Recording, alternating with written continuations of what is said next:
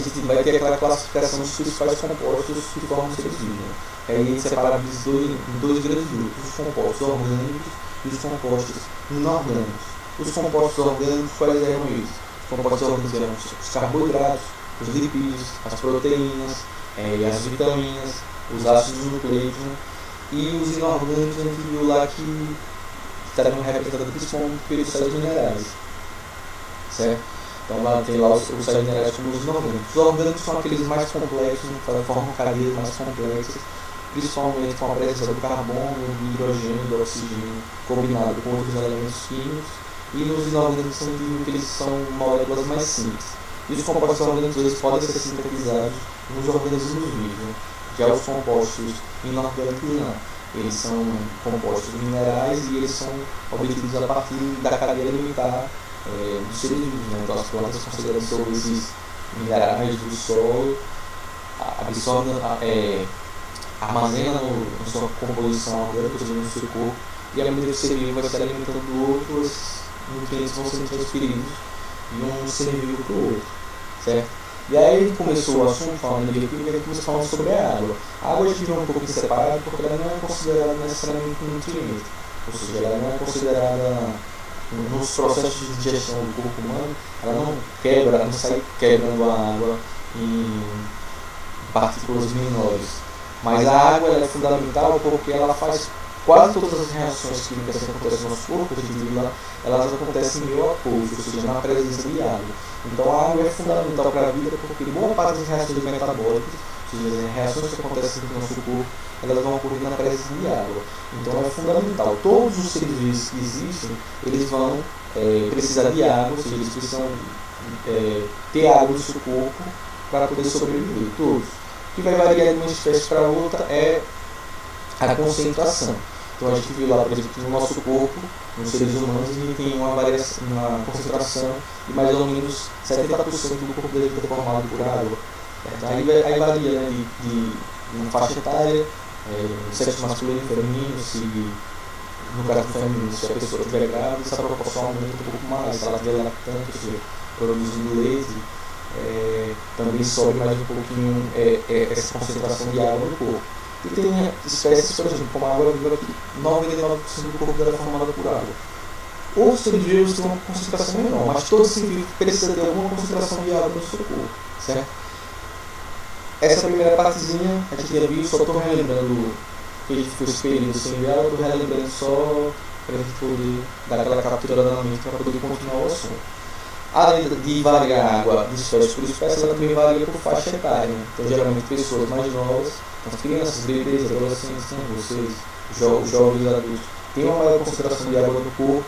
E quanto mais vai passando o tempo, quanto mais a pessoa vai ficando mais velha, a concentração de água vai diminuindo. Então, a gente vai ter menos água nos nossos tecidos e nos nossos órgãos, certo? Então, é por isso que a pessoa começa a ficar com a pele enrugada, desviada, mais desidratada, porque o corpo já não consegue reter tanta água como nas cidades mais novas, como nas cidades menores do que as cidades mais avançadas.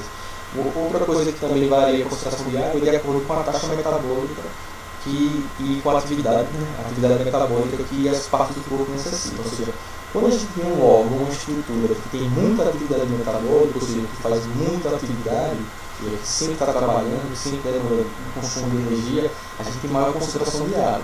Em relação àquela estrutura do nosso corpo, tem menos atividade, certo? Então, por exemplo, em proporção, o cérebro da gente é onde tem a maior concentração de água no nosso corpo. Por quê? Porque o cérebro sempre está em constante atividade, certo?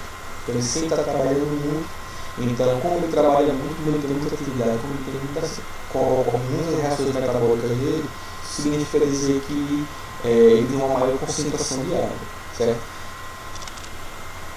E aí, a partir disso, a gente viu uma série de propriedades da água, né? Então, a gente viu a estrutura molecular dela, então, que a água é formada pelas ligações entre dois átomos de hidrogênio com um átomo de oxigênio, daí forma a molécula dela, que é o H2O.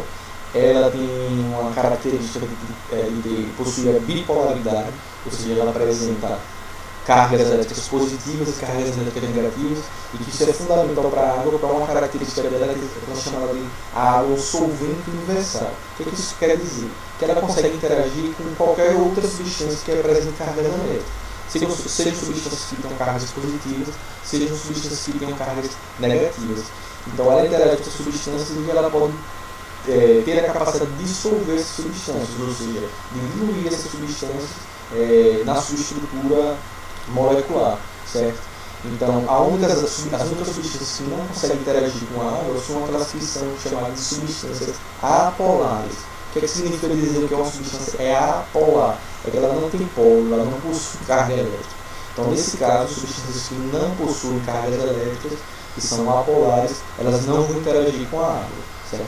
Então, essa polaridade da água, além de ser uma característica importante para ela conseguir dissolver outras substâncias que têm cargas elétricas, elas também interagem uma molécula com a outra, ou seja, uma molécula d'água atrai uma outra molécula de água porque elas são polares, certo? No caso, eles bipolares.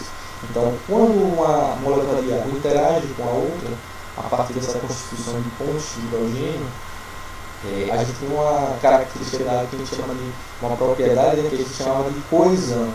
Ou seja, uma molécula da água atrai a outra e elas formam essa coesão, essa atração entre elas. Que na superfície da água, elas formam aquilo que a gente chama de tensão superficial da água, que é uma fina película de água que se encontra na superfície, ou seja, as moléculas de água na superfície elas vão se ligar umas com as outras e formar essa película protetora. É como eu dei o exemplo, quando lá na água, aquela barreira na água, a gente fica vermelho, né, sente dor, que a gente se choca com essa membrana até ela se romper, certo? Então essa tensão superficial é formada a partir da coesão da água. E outra propriedade é a adesão, ou seja, as moléculas de água se aderindo às outras superfícies que têm polaridade. E aí eu falei que o variável dessa propriedade era uma que chamava de capilaridade, que era a capacidade da água de subir em tubos muito finos, né? Daí vem o termo capilar, esse capilar vira cabelo, né? A capilaridade é muito importante nas plantas, porque o transporte de seiva nas plantas ela acontece por essa pressão e essa relação da adesão da água às paredes dos vasos condutores das plantas e da coesão de uma molécula de água com a outra. Então, a partir da coesão, a adesão da água, a água é transportada nas plantas. Porque, diferente da gente, as plantas elas não têm um órgão de bombeamento da água, certo? Elas vão bombear a água a partir desse processo, dessas propriedades de coesão e adesão da água, e a partir dos fenômenos que tem nas plantas, mas isso é um assunto para o segundo ano do ensino médio. Então essas foram algumas características, só relembrando um pouco o que a gente já viu sobre a água. Então o próximo composto bioquímico de investigação que a gente chama dos carboidratos, certo? Os carboidratos eles podem ser encontrados principalmente em quais alimentos? Os carboidratos podem ser encontrados nas massas em geral, né? No trigo, então pão, macarrão, pizza, bolo, arroz, certo? Mandioca, nas raízes estão gerando mandioca, macaxeira, a cenoura, na batata, certo? Então esses são alimentos que são ricos em nutrientes do tipo carboidratos, certo? A gente encontra com muita concentração desses alimentos, só encontra nesses alimentos carboidratos não, mas principalmente a gente encontra os carboidratos nesses alimentos. Os carboidratos no nosso corpo eles são muito importantes, principalmente porque eles são considerados nutrientes, ou seja, compostos orgânicos, que a gente chama de compostos energéticos. O que são compostos energéticos? São compostos que eles são base para a produção de energia no nosso corpo. Ou seja, as substâncias bioquímicas elas podem ter três funções, né? A função energética, ou seja, como fonte de produção de energia, a função reguladora, ou seja, ela vai funcionar, aquela substância vai funcionar para regular o funcionamento do corpo, e ela pode também servir como construtora, ou seja, ela vai construir estruturas do nosso corpo, certo? Os carboidratos eles podem estar atuando em todos esses tipos de funções, mas a principal função, e vocês têm que lembrar bastante, é a função energética, ou seja, nosso corpo ele vai produzir energia, primeiro ele vai em busca dos carboidratos, principalmente o tipo de carboidrato que a gente chama de glicose. Então ela vai atrás dos carboidratos para produzir energia. Os carboidratos eles também fazem parte, por exemplo, da membrana de nossas células. Então ele tem uma função de construção. Então, de acordo com o exemplo que vocês pegarem, vocês podem saber se eles são construtores, reguladores ou energéticos. Se ela estiver falando lá do funcionamento do corpo, nutriente e tal, está atuando no funcionamento, isso. Você sabe que é regulador, está regulando. Ele constrói os ossos, por exemplo. O tal nutriente constrói as fibras musculares, construtor.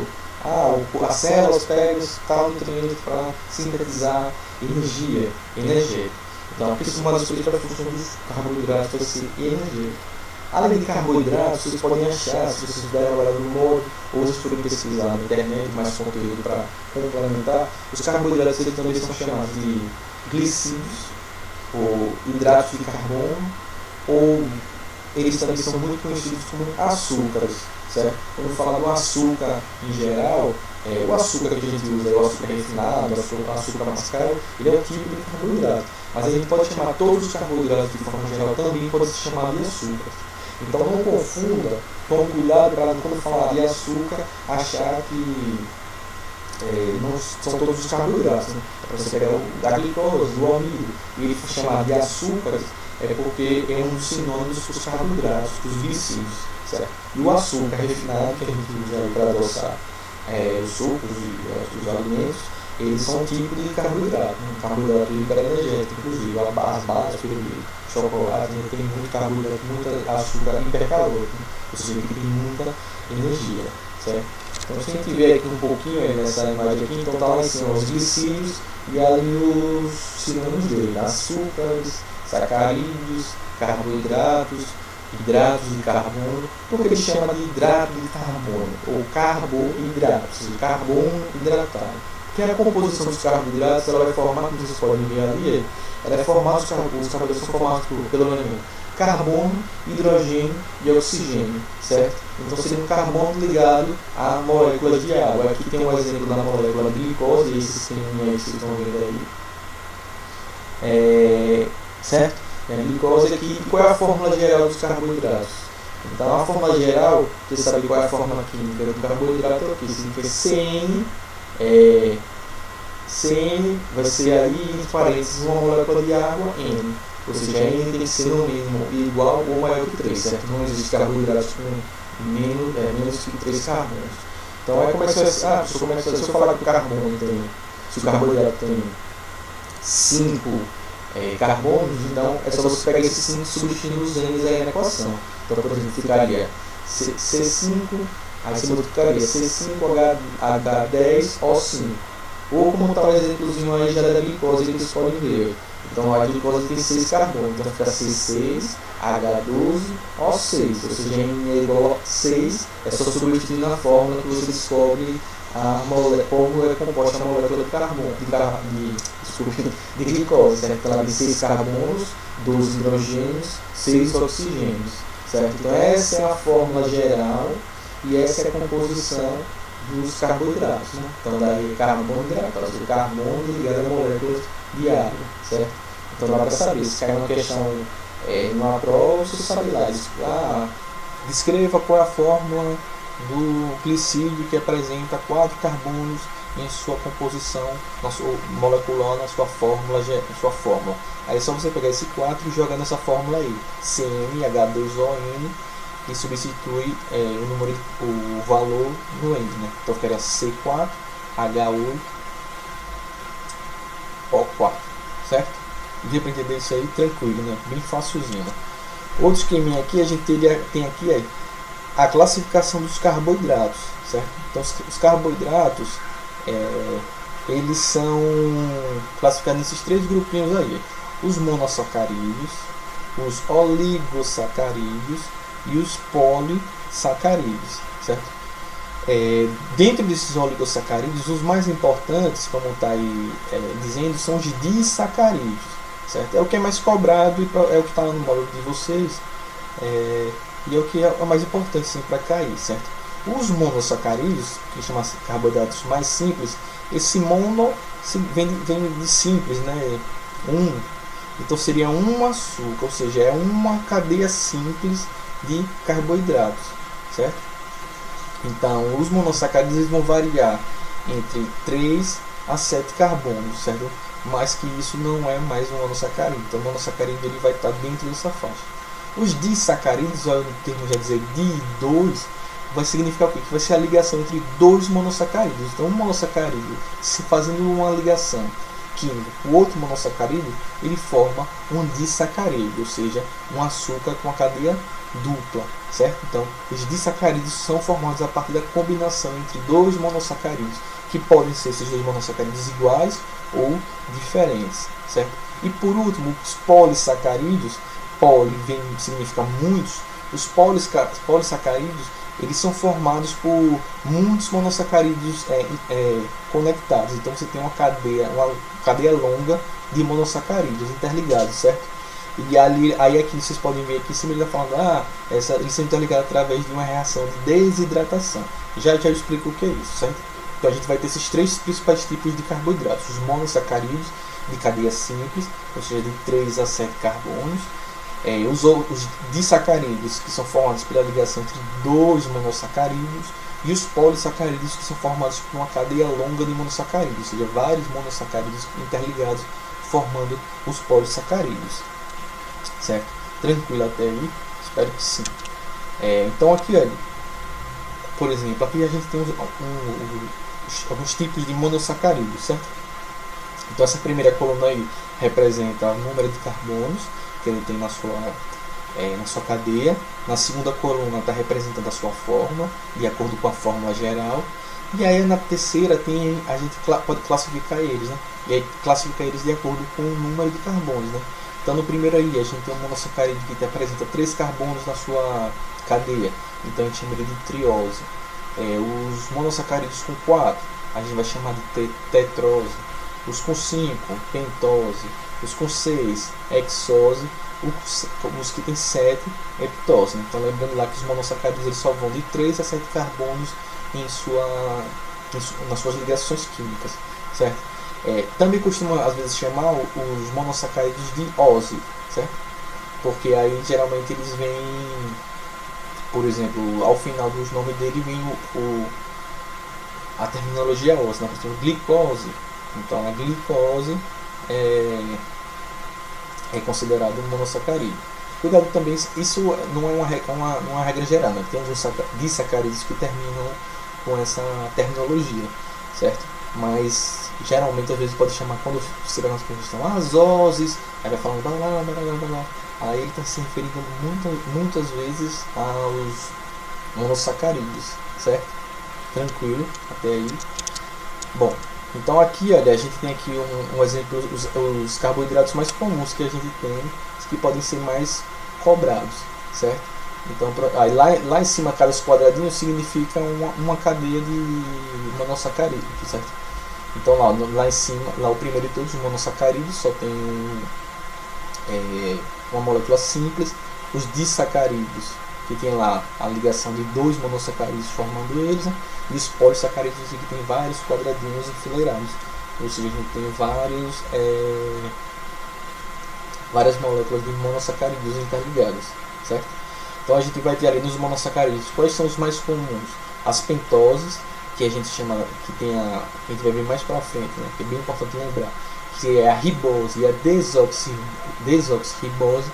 Elas são os açúcares, ou seja, os carboidratos que vão estar formando as moléculas dos ácidos nucleicos, né? Ou seja, no caso o DNA e o RNA. Então a ribose é o Rzinho do RNA, ou seja, é o açúcar que forma o RNA, e a desoxirribose é o Dzinho lá do DNA, ou seja, é um açúcar que forma a cadeia de DNA, que é a desoxirribose. Então essas pentoses elas são muito importantes porque elas são componentes do nosso RNA e do nosso DNA, que são outras substâncias bioquímicas que a gente vai ver por último, que são os ácidos nucleicos, certo? Então esses açúcares eles vão compor o RNA e o DNA. E as hexoses a gente vai ter aqui muito comuns, né? A glicose, que é o principal monossacarídeo para a produção de energia no nosso corpo, no corpo dos seres vivos. Ou seja, a gente vai ver lá no segundo semestre, quando for estudar metabolismo energético e respiração celular aeróbica, ou seja, com o uso de oxigênio, a gente vai ver que essa reação química ela vai degradar a molécula de glicose para retirar para produzir as moléculas energéticas que o nosso corpo usa para desenvolver suas reações metabólicas, né? Então a glicose é um monossacarídeo muito importante. A galactose é um monossacarídeo que vai fazer parte da constituição do carboidrato do leite, né, que é a lactose. A frutose geralmente são os açúcares das frutas. E temos por último aqui a mannose. Essa também é encontrada em algumas das frutas, como a amora, e ela também faz parte de algumas reações químicas de fosforilação, que a gente vai ver mais para frente, certo? Mas ela faz parte de algumas reações metabólicas no nosso corpo. Os principais disacarídeos que a gente tem é a maltose, a lactose, né, que é o açúcar do leite, a sacarose, que é o açúcar da cana-de-açúcar, né, que vai fazer esse açúcar refinado, e tem essa trealose, desculpa, também, que é outro tipo. Os mais importantes que a gente vai ter aí é a lactose, a sacarose e a maltose. A maltose ela vai estar muito ligada quando você vai quebrando as longas cadeias de monossacarídeos nos processos digestórios. Aí forma a maltose. Quando você quebra a maltose, você forma duas moléculas de glicose. Então a maltose ela é formada por uma monossacarídeo de glicose ligada a outro monossacarídeo de glicose, certo? Por exemplo, a lactose é a combinação entre a glicose e a galactose. A sacarose é a combinação entre a glicose e a frutose, certo? Então esses são os principais tipos. E os polissacarídeos, que são das cadeias longas, a gente tem bastante importante aí. Isso você tem que saber, tem que lembrar. O amido é a forma de reserva energética que a gente encontra nas plantas. Então as plantas elas armazenam no corpo delas os carboidratos na forma de amido, certo? Então o que é o amido? Um polissacarídeo que é a reserva energética no corpo das plantas, certo? O glicogênio, no caso, é como o nosso corpo armazena glicose, certo? Armazena carboidratos. Então, enquanto no corpo das plantas elas formam o polissacarídeo amido para armazenar carboidratos, no nosso caso, no nosso corpo, o armazenamento de energia, ou seja, de carboidratos de cadeia complexa, é na forma de glicogênio, certo? Então o amido serve como reserva energética nas plantas, o glicogênio serve como reserva energética nos animais, certo? A celulose também é encontrada nas plantas, mas nesse caso aí a celulose ela não vai ter função energética nas plantas, ela vai ter função construtora, né? As principais estruturas das plantas, as células a parede celular das plantas, que a gente vai estudar quando chegar em citologia, é formado por celulose, né? Celulose também é usada a gente utiliza ela para produzir papel, por exemplo. E a quitina é um polissacarídeo que forma as carapaças dos artrópodes, dos insetos, dos crustáceos, aracnídeos, ou seja, a carapaça que eles formam, que reveste o corpo deles, o esqueleto que reveste o corpo deles é formado por quitina. Então isso é também bastante importante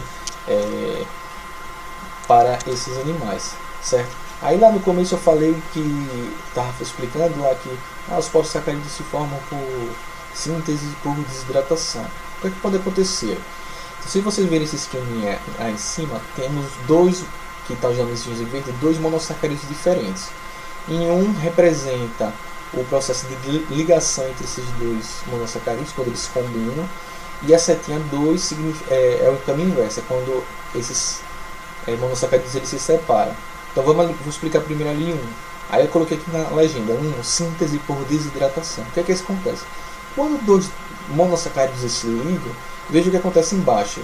Então, quando eles se ligaram ali embaixo para formar aquele disacarídeo, veja o que acontece com essas moléculas. Elas vão se ligar ali, eles vão se ligar ali no oxigênio, e vocês estão vendo ali que abaixo tem mais H2O. O que isso significa dizer? Para dois monossacarídeos se unirem, eles sempre liberam uma molécula de água. Então, quando eu vou formar um disacarídeo, ou seja, quando eu for fazer a combinação entre dois monossacarídeos, eu vou ter a liberação de uma molécula de água. Então, quando eu vou formar os polissacarídeos, cada novo monossacarídeo que se liga à longa cadeia de polissacarídeo, sempre que eu fizer essa ligação, sempre vai ter uma liberação de uma molécula de água. É por isso que eu digo que ali acontece uma síntese por desidratação. Ou seja, quando esses monossacarídeos se ligam, eles sempre liberam moléculas de água, ou seja, eles se desidratam, ou seja, eles perdem água, certo? Então daí a gente usa o termo síntese por desidratação. E o inverso, ou seja, quando eu quebro uma molécula de um disacarídeo, ou quando eu tenho lá uma longa cadeia de polissacarídeos e eu retiro uma molécula de monossacarídeo, sempre que isso acontece, o que vai acontecer?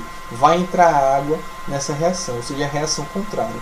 Aí eu digo que isso é uma reação por hidrólise. O que é hidrólise? Esse lise significa quebra, e o hidro vem de água. Então ele está dizendo que ele está tendo uma quebra da molécula a partir da água, ou seja, entra água naquelas moléculas e elas rompem suas ligações, certo? Então quando eu faço a ligação entre monossacarídeos para formar disacarídeos ou polissacarídeos, eu faço uma síntese por desidratação, ou seja, toda ligação que ocorre libera uma molécula de água.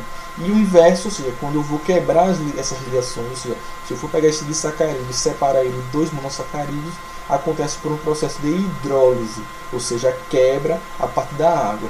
Então aquela água que sai para ela se ligar, ela entra para romper a ligação, certo? Espero que vocês tenham conseguido entender essa primeira parte dos carboidratos. Na próxima videoaula eu vou falar sobre os lipídios, que é um outro tipo de composto orgânico. Se vocês tiverem dúvidas, logo aqui ao final do vídeo, vou colocar aqui meu Instagram, meu e-mail. Vocês podem mandar suas perguntas, suas dúvidas, e vou respondendo para vocês à medida do possível. Se forem muitas dúvidas, a gente faz uma videoaula só para poder retirar essas dúvidas.